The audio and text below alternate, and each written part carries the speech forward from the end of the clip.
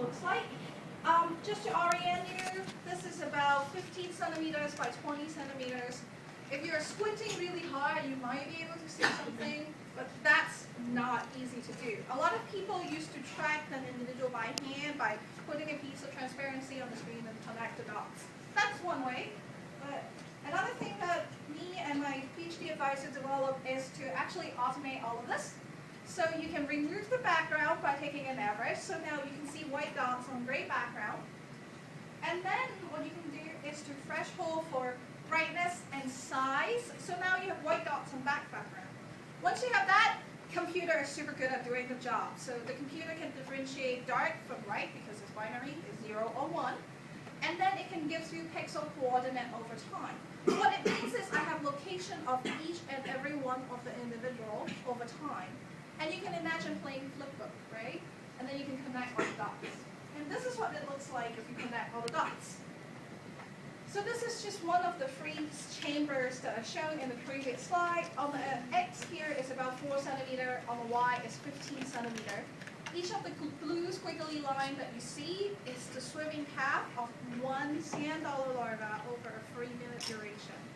So this approach is quite powerful in the sense that you can get both population, so all of them average, as well as individual trajectory at the same time. So for instance, you can pull one path out and analyze how it actually spiraled up and down in the water column.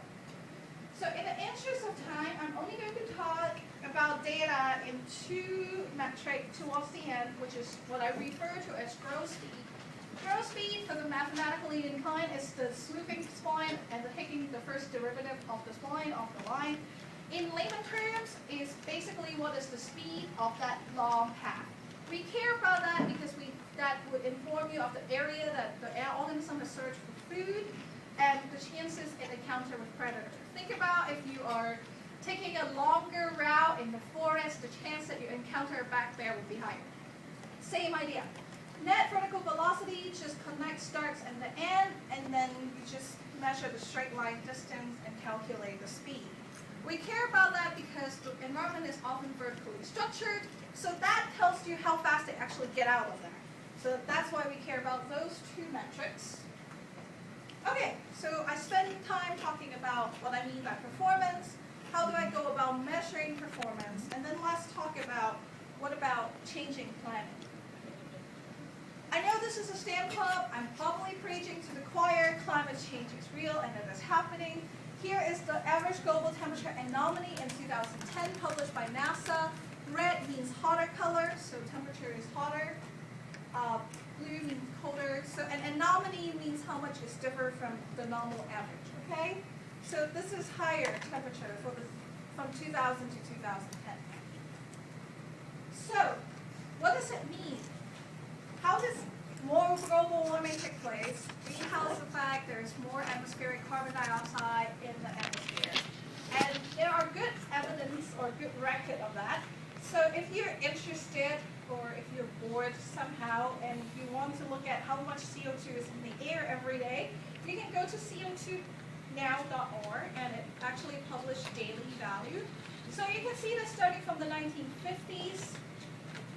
The atmospheric carbon dioxide level have been increasing. And if you just pulled out the number in March from 2011 to 2013, we already jumped up by 5 microatmosphere of parts per million.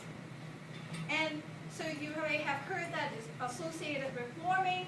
And here today I'm going to talk about what Scott Donnie, another colleague at Huey, coined as the term the evil twin of global warming. I'm going to talk about ocean acidification.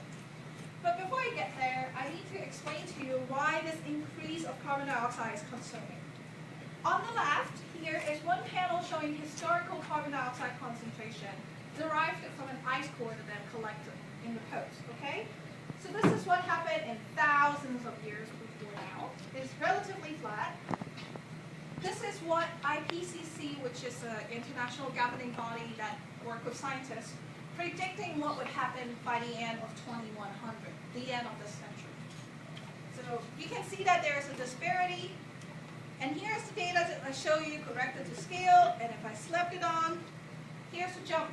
So you can see that over 50 years, we've put in a lot of more carbon dioxide in the atmosphere. And it has to do with the fact that the change is so fast that concern a lot of biologists that organisms might not be able to